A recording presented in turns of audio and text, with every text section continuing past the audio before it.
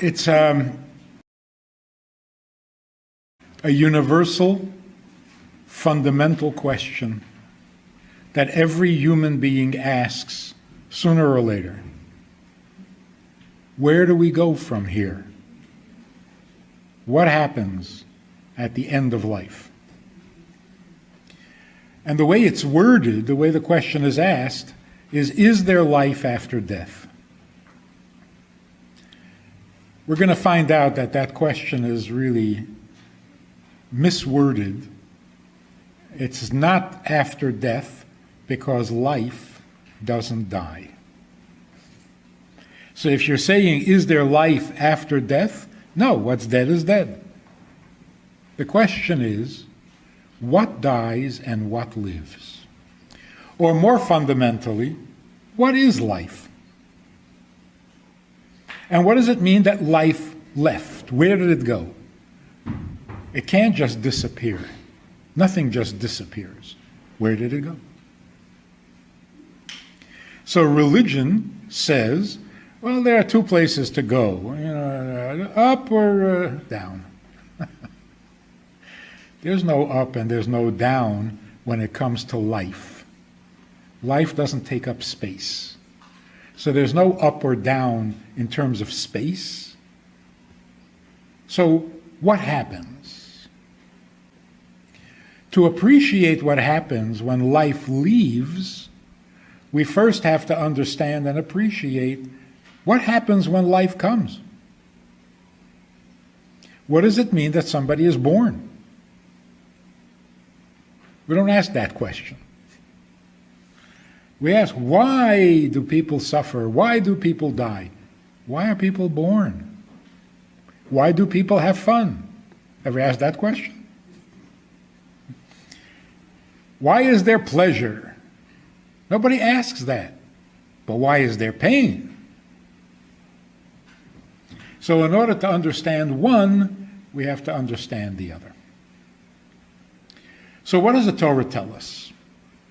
The Torah says, very descriptively, that when God created the first human being, he fashioned a body out of earth and then breathed into it a living soul. Which means the body doesn't come with life. The body is not a living thing. It's 100 pounds of clay. Where does the life come from? That is something that God invests into the body. He breathes into the body a living soul. Now the rest of creation, if you remember, everything else God created, he created by speech. God said, let there be, and there was. Only when it comes to the soul, when it comes to life, does the Torah say, he breathed life into the body. He didn't say, let it come alive. Let it live. The difference between speaking and breathing both involve breath. But what the breath you use for speech is the superficial, the breath that exists on the surface or near the surface. And that's why you can talk endlessly and not get tired. At least I can. But when you're blowing up a balloon, just a little balloon, after a minute you're exhausted. It's not because you're using up more breath, but because you're using a deeper breath, or an inner breath, the breath that is necessary for life. The breath you use for speaking isn't necessary for life. You can live without it. You can live without speaking.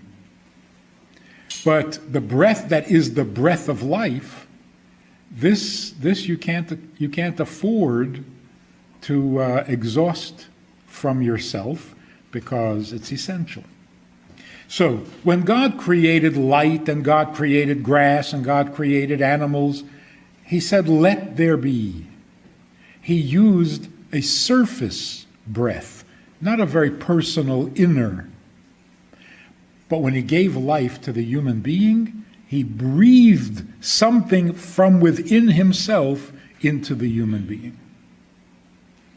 Very, very different.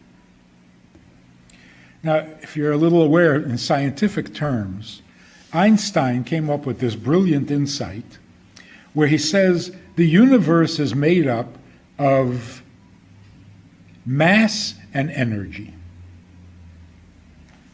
Different kinds of masses, different kinds of energies. What he discovered was that energy can become mass.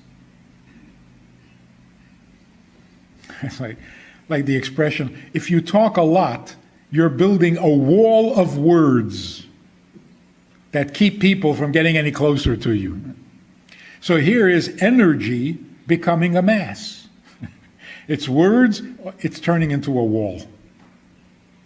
So energy becomes mass, and mass can dissolve into energy. That does not include life. Life is not energy. It's certainly not electrical energy.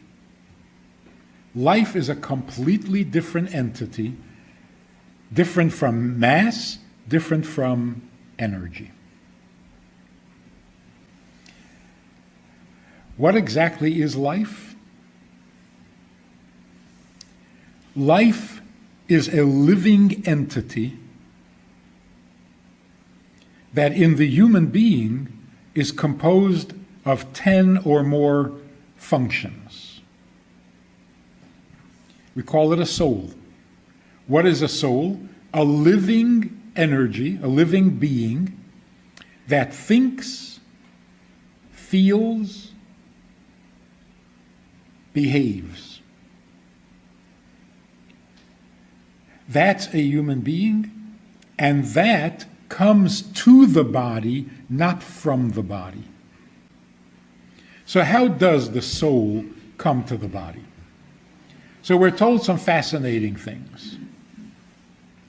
King David says in Psalms, "My mother and father abandoned me, but God gathered me in."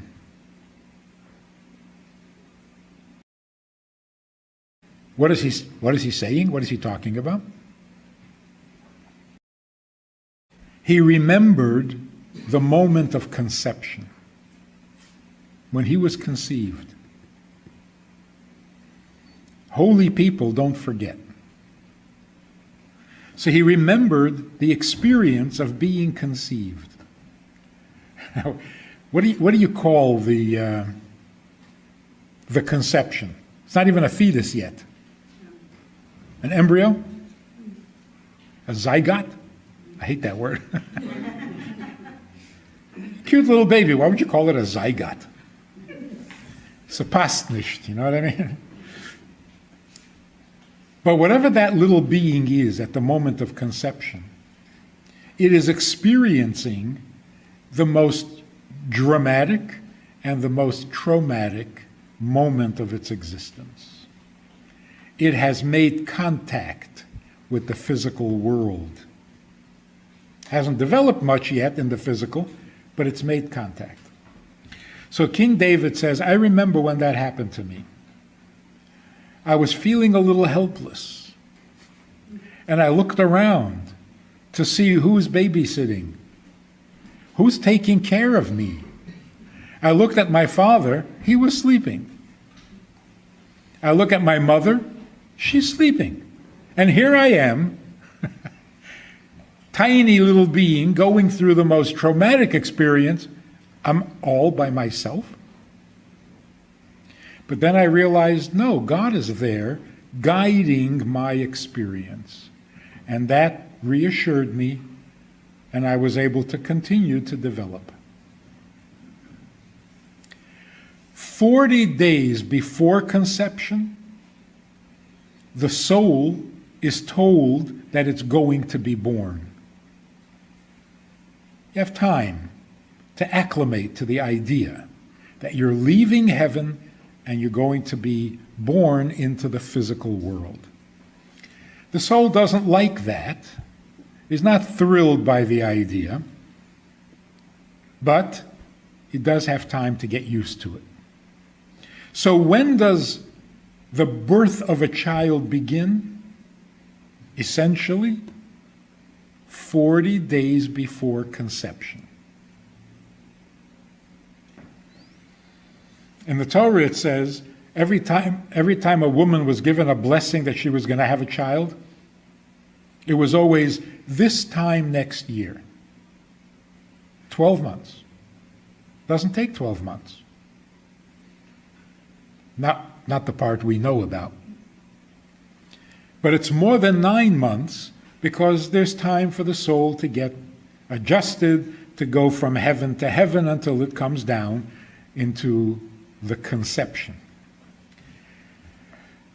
Now, at the moment of conception, the soul is complete.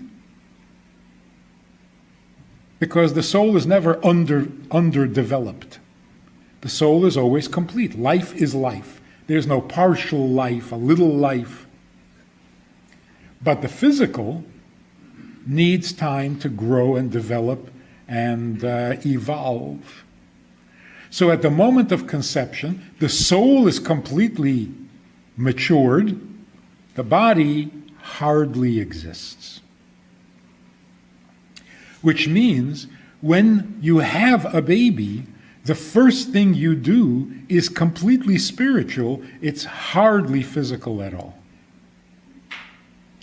And that's why the education you're given in public school in how babies are made is so inadequate. It only describes the body. And at the moment of conception, the most dramatic part of birth, there is no body, or hardly, but there is a soul. So here's the shocker. From the moment of conception, the embryo hears everything, sees everything, feels everything, and understands everything. Because it's a complete soul. And all of those activities are soul activities. The eye doesn't see. The soul sees through the eye. It hears through the ear. It speaks through the mouth. It thinks in the brain. It feels in the heart. But it's the soul doing it, not the body parts. Which means that when the embryo hears the conversation that the parents are having, it hears it better because it's not using the ears, because the ears haven't developed yet. When the ears develop and the child is born, now it's going to hear through the ear. It doesn't hear as well anymore. It hears better without the ear. It sees better without the eye. Some people say they've had out-of-body experiences or near-death experiences. They saw, they heard, they saw better. They could see three-dimensional because they're not using their eye. The soul is seeing without the eye, hearing without the ear. So it hears and sees better. A person in a coma, God forbid, same thing. They hear everything, they see everything. They just can't communicate to others. And we know this is true because there are people who were in a coma for 2 or 3 years and then they come out and they remember everything that was said in the room while they were in a coma. So there's a group in Israel, I think Yerushalayim, a group of women, they're dedicated to visiting people in comas in the hospital. They will come and tell you what week it is, what Torah portion is being read this week, what it says in the Torah portion. And some of these people come out of the coma, and they're scholars. They're Talmidei Chachamim. They know every parsha. Because when you hear without the body, you hear better, you remember better, you understand better. That's why at the end of life, the body is still perfectly intact, but the soul is gone. So the body hears nothing, sees nothing, says nothing. Because all those activities are life activities that come from this living being called the soul. So it would be silly to ask, where does the soul get its energy from? It is energy. Where does it get its life from? It is life. That's like the comedian who says, what do batteries run on? The batteries need a battery? No, they don't. They are the battery. Therefore, the question, is there life after death, is not an appropriate question at all. Life does not die. It doesn't even make any sense. Life can't be dead. Just like death can't live, life can't die. So whether the soul continues on without the body, of course it does. A soul is a soul, it's not a body. So what happens at the end of life? The soul that was invested in the body separates from the body and goes back to where souls come from.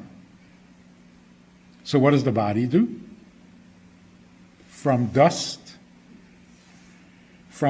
you are, and to dust you return.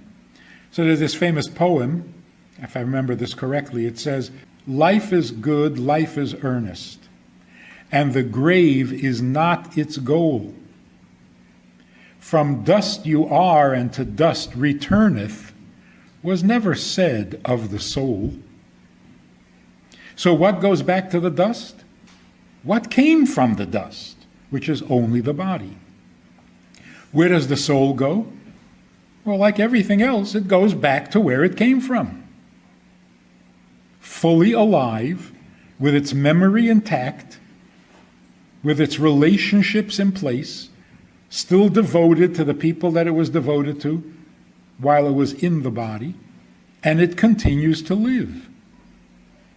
In fact, it continues to live better than it was in the body, because now it doesn't have to accept the restrictions of the body. So the soul of your grandfather in heaven hears you better, sees you better than before he passed away, when his hearing and his eyesight were a little schwach, without the hearing aid. So, the next step in the development of the life settling into the body, merging with the body, is at 40 days after conception. After 40 days of conception, the body has already begun to develop a personality. It's already either male or female. It's becoming a mensch. The next step after that is 3 months. The 3rd month of pregnancy, the soul and body have really merged. The body is now alive. 5 months is the next, and then birth. Concerning birth, King David makes another amazing statement. We've all heard this, but we didn't realize what the significance is. Even as I go in the valley of the shadow of death, I am not afraid, for you are with me. Everybody knows that psalm. What's he talking about? Where is this valley of death? And why does he go there? He was talking about the birth. He remembered being born. He remembered being conceived. He remembered being born. And here again, very traumatic. Scary. The reason it is so scary is because for the soul, this is a major change. The body doesn't know the difference, but the soul does. And when the soul goes into panic mode and is feeling contractions, the body of the baby also experiences the contraction of being born. So whatever happens in the spiritual eventually is reflected in the physical. The happier the soul is to be in the body, the healthier the body is going to be. So King David says like this, when I was going through the valley of the shadow of death, which means when I was being born, when I was in the birth canal, I had left a perfect life inside the womb. It's heavenly. I'm not yet breathing on my own outside the womb. It's a valley.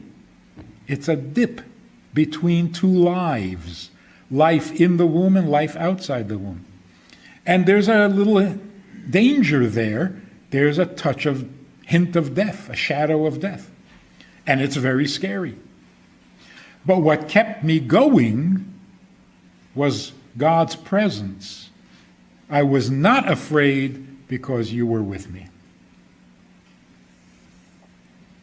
If you read any of the descriptions of near-death experiences, Kubler-Ross, how does she describe it? You're going through a dark tunnel, there's a light at the end of the tunnel, and there's an angel urging you to come into the light. Well, actually, that's a flashback to your birth experience. When you were being born, you were going through a dark tunnel, there was a light at the end of the tunnel, and there was this guy all in white urging you to come out, because that's what he gets paid for.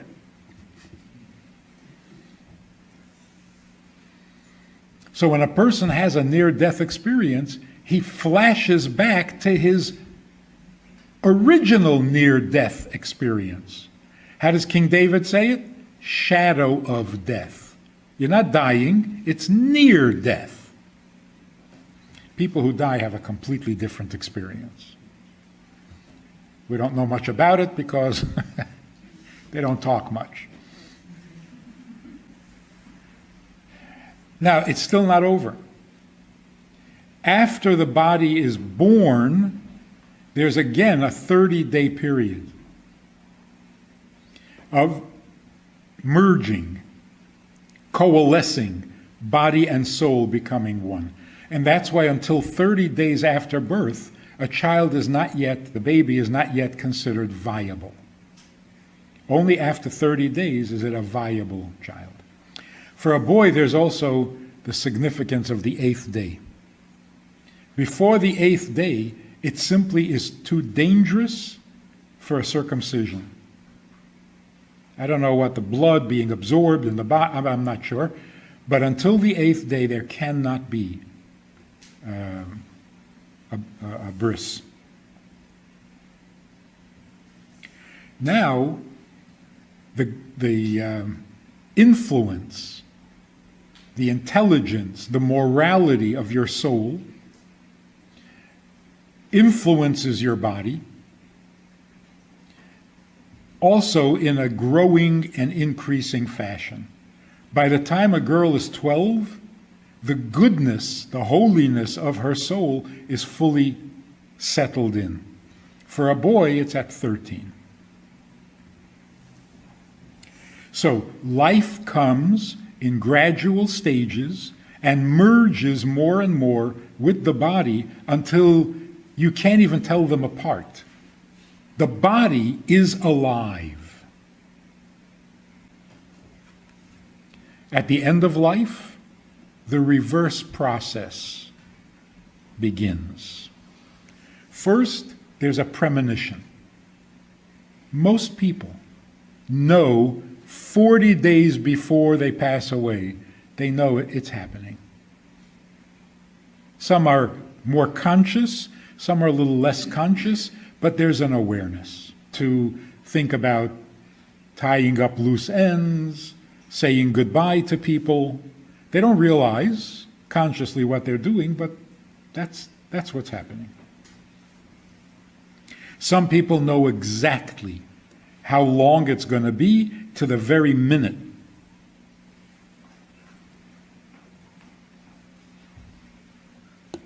So that corresponds to the 40 days that the soul is given just to get used to the idea.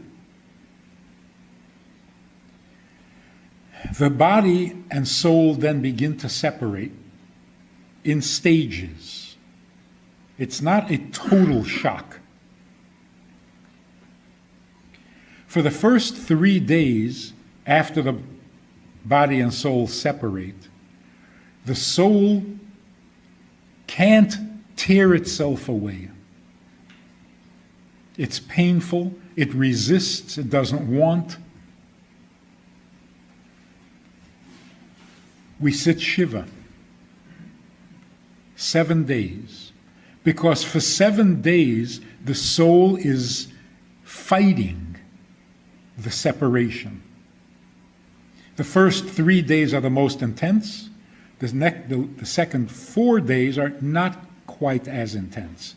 But the whole week, the soul is trying to hold on to the body, refusing to leave.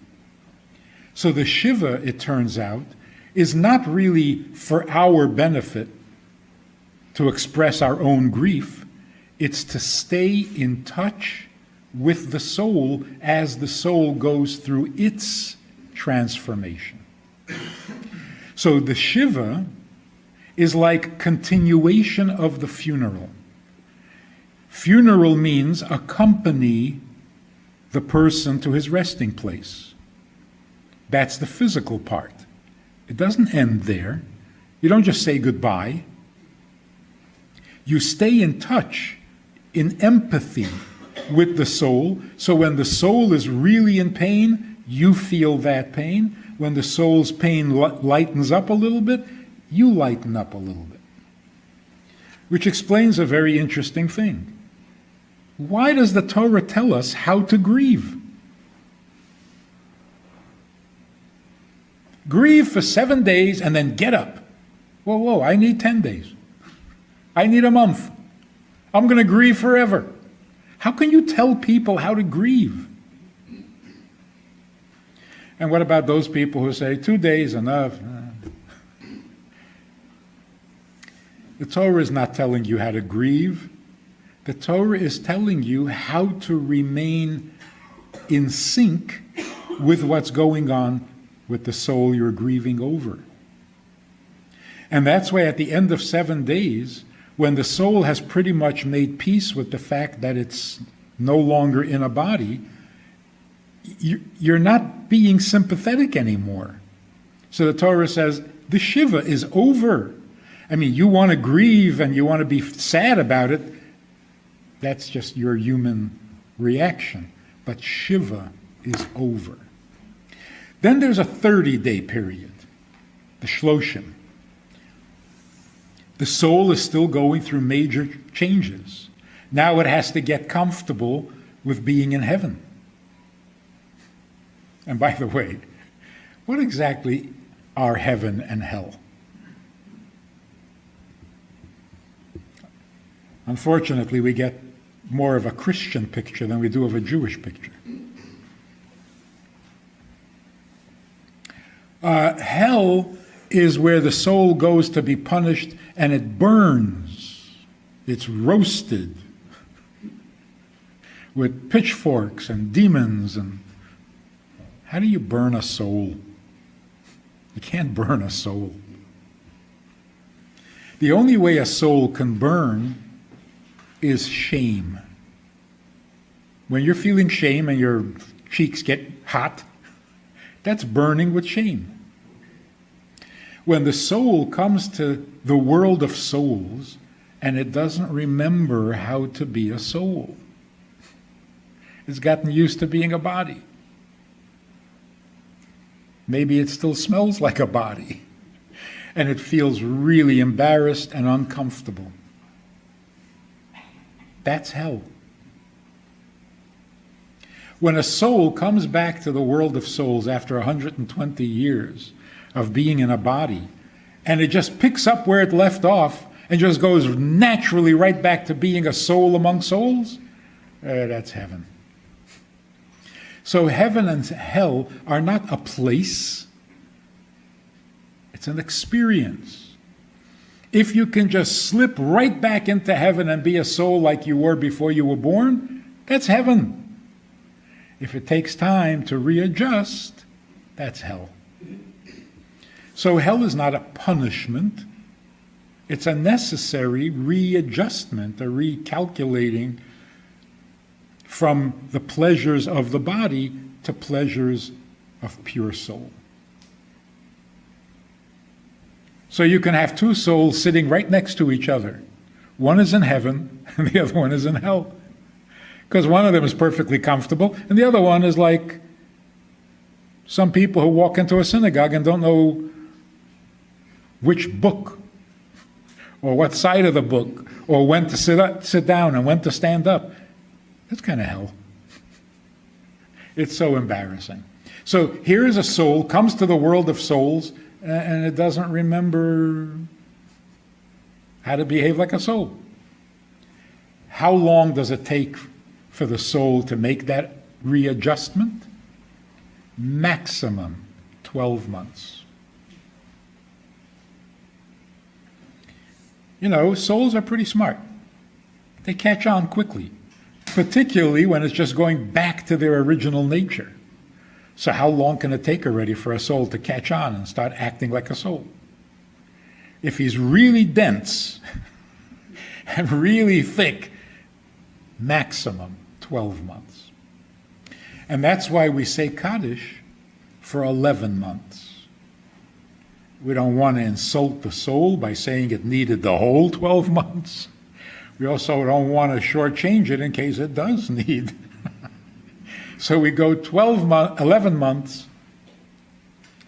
because the Kaddish that we say helps the soul in its readjustment. So, life comes in gradually, life leaves gradually. But what does it mean that it leaves? It moves on. It does not stop living. So we are told a number of interesting things about the soul after it's left the body.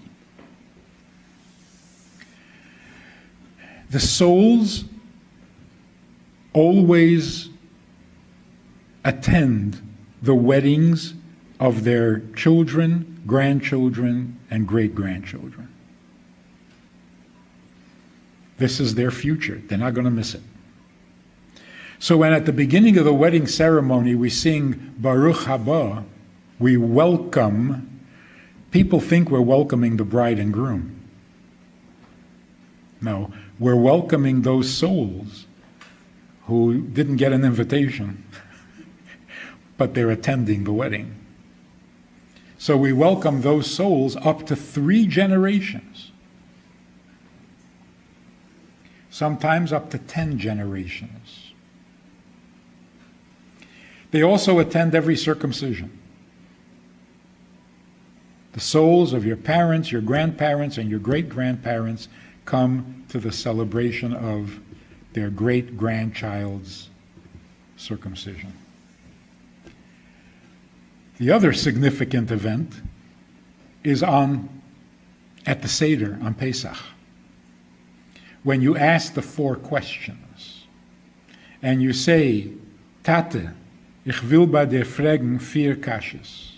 You address your questions to your father, and you do this even after your father has passed away. And when you say that, your father's soul comes to hear your questions. Now, you can talk to your father at any time. But on Pesach, there's something special.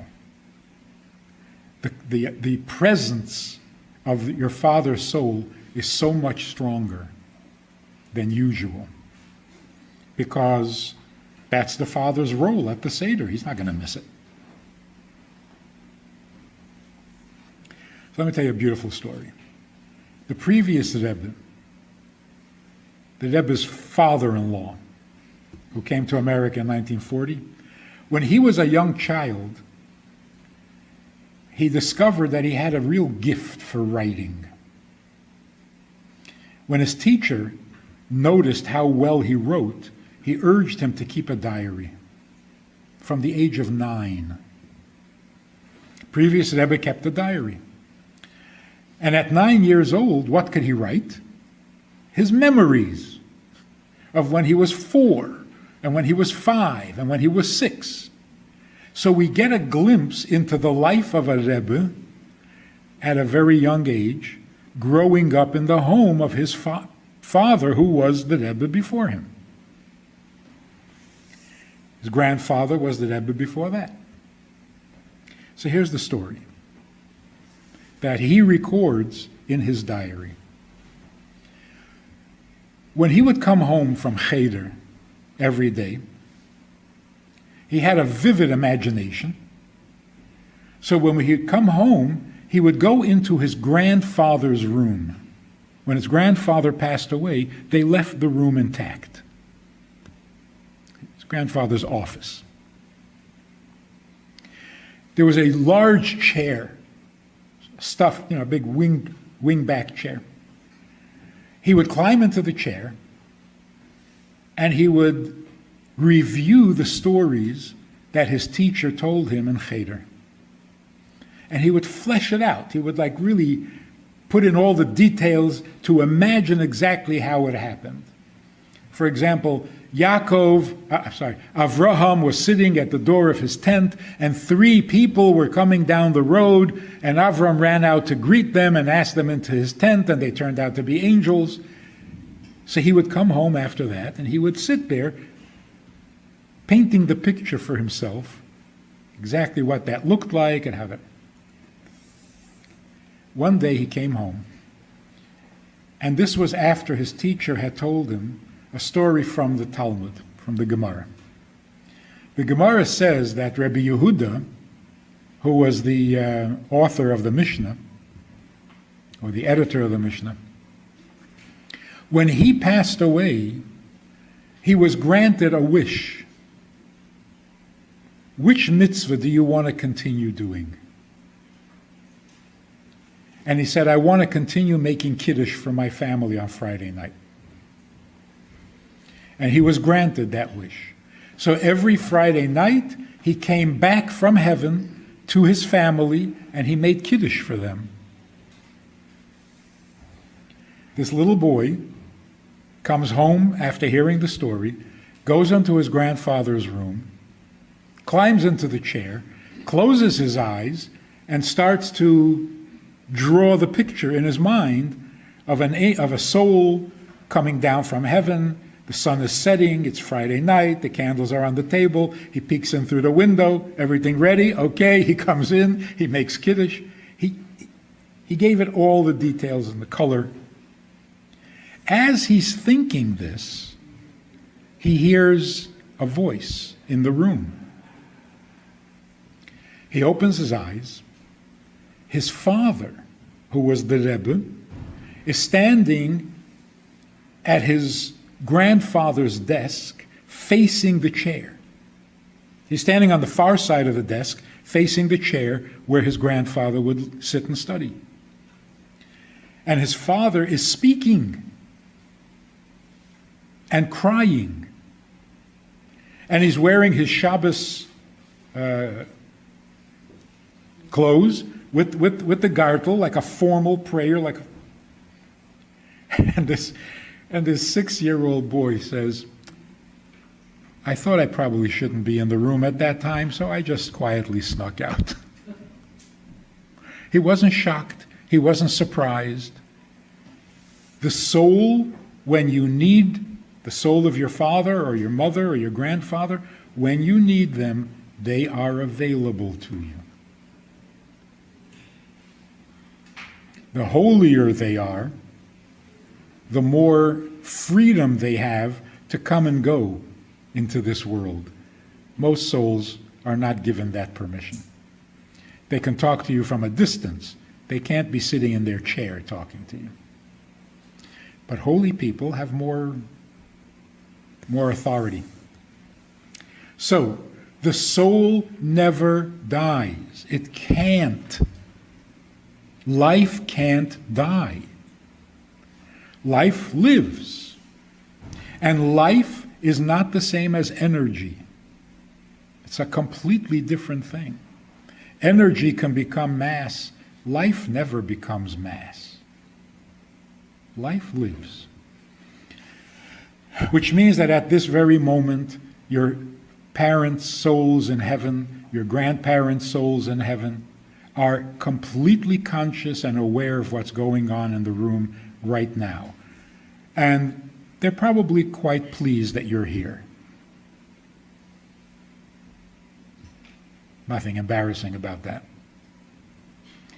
And they worry about you, and they pray for you. They try to pull strings for you.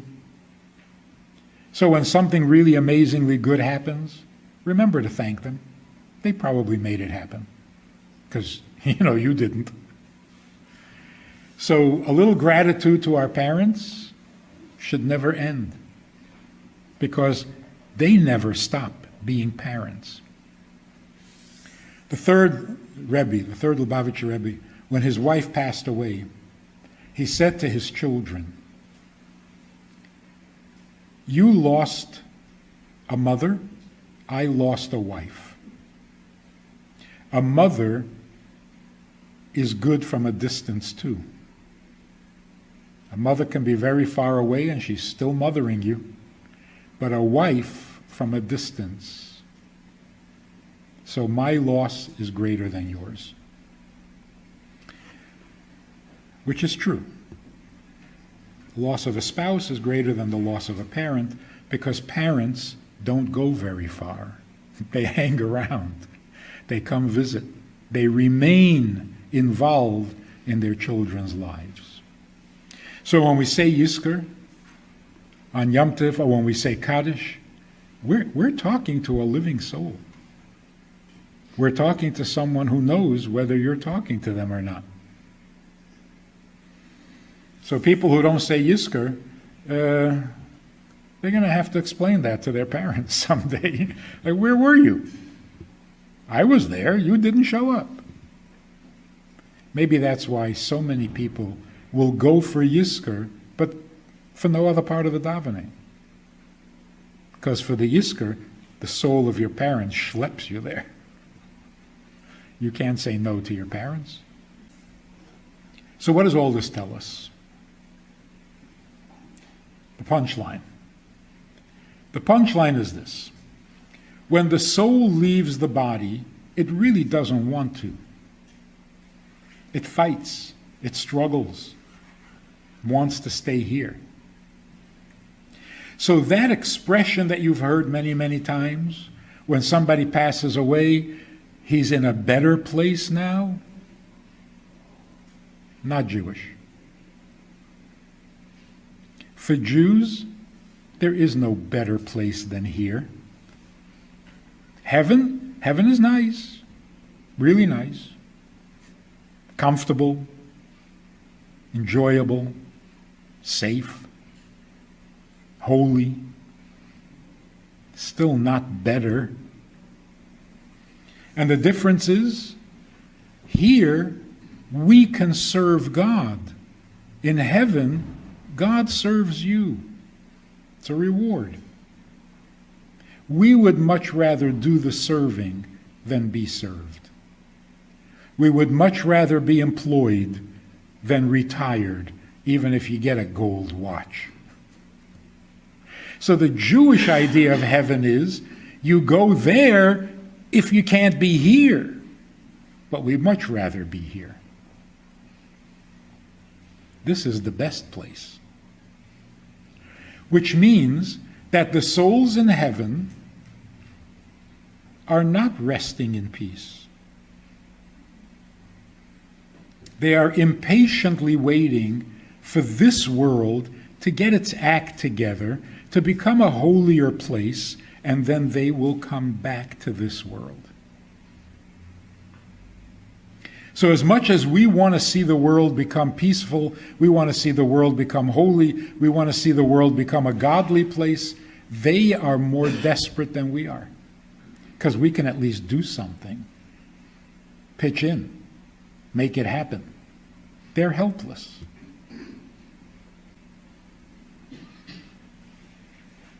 We also don't have a fear of hell. I mean, nobody wants to go there, but if you got to go, you go. Like the guy says, I don't want to go to heaven. I don't know anybody there. I'd rather go where all my friends are. So we're not afraid of going to hell. We're all going. Question is only for how long. Will it take a week to make the adjustment? Will it take a month, 2 months, 5 months? But we're all going. We all have to make that transition. We get really comfortable being a body. All of a sudden you're not a body. That takes some adjustment. So it's not a terrible thing. If you can avoid it, fine. So this is the Jewish thinking on life and death. Heaven and hell. It all ends up good. No soul is ever lost or abandoned. Every soul ends up back in heaven. Got to go through a wash cycle? It goes through the wash cycle. Hot water? Okay, hot water. But it gets cleansed. It gets free of the physical memories, and it goes back to being a pure soul. And the more pure the soul is, the more it wants to come back to earth and serve God rather than be served. That's why we're looking forward to the coming of Mashiach, because as much as we would like this world to be beautiful, our ancestors in heaven, those that have been there for generations, for millennia, they are so impatient. They want us to get this world fixed up so that they can come back. So we know why Mashiach is an important issue. We also know why we believe in the resurrection of the dead. Souls don't like being in heaven. Not once they've been on earth.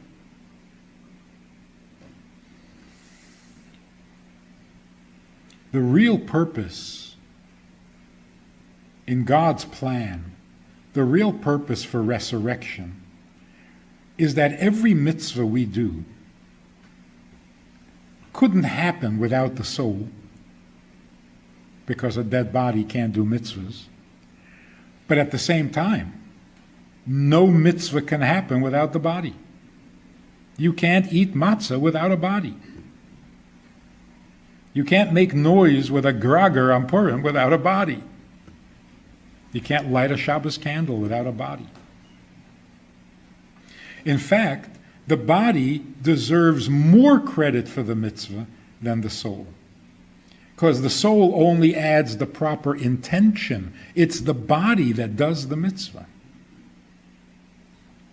So the question is, when the soul leaves the body, it goes to heaven and it is rewarded. Well, what about the body? When does the body get its reward? Never? That's not God's way. So the resurrection of the dead is simply a matter of justice. God says, you did the mitzvah when your soul was in a body, and together you performed the mitzvah. So ultimately, the reward will have to be when you are again in your body, so that you can be rewarded in the same way in which you did the mitzvah. So the resurrection of the dead literally means your body, the one you did the mitzvahs with, that has decomposed, will recompose, come back to life with its soul, and receive its due reward for the mitzvahs that the two of them together performed. So it's not simply a matter of poetic concepts of bodies coming back to life. It's a matter of justice. It would be wrong for the body not to be rewarded. And the only way it can be rewarded properly is with its own soul back. So now we have a whole new dilemma. We know that we've had other lives. We've been here before. That's called reincarnation. If you've had many lives, which body are you going to come back to? It's the same soul, different bodies. So which body are you going to come back to? Some people say, you get to choose your favorite body. Some people say, you can choose the best features of each body and kind of put it together, like a Mr. Potato Head. That would not be justice. Justice means every body that ever did mitzvahs needs to be rewarded. So you can't pick just one body. It's got to be every one of them, because every body you were in performed mitzvahs. So the soul has to divide itself and go back into the body in which it was most successful.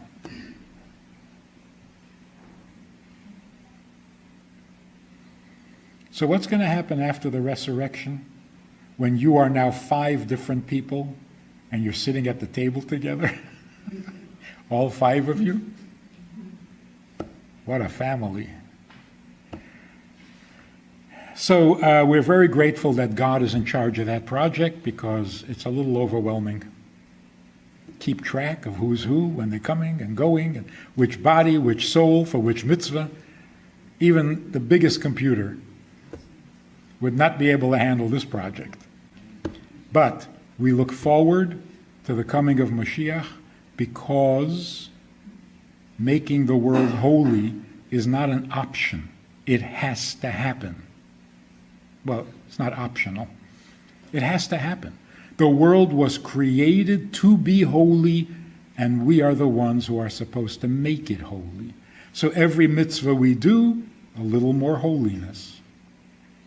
Every good deed, even a good intention, creates positive energy in the world, which makes the evil go away. And that's why every time, God forbid, there's a bad event, an evil event, a tragic event, our response is, we need more goodness. We can't let that start to spread. We need to increase the goodness in the world until it completely displaces all the evil. We've been at it for 3,330 years. We've made some progress. We don't necessarily see it yet, but it's all there. We've planted all the right seeds. The question is, when will it start to show? That's what we mean when we say we want Mashiach. We want to see the fruits of our labors. We've devoted ourselves to this project through fire and water, through thick and thin. Nothing stopped us.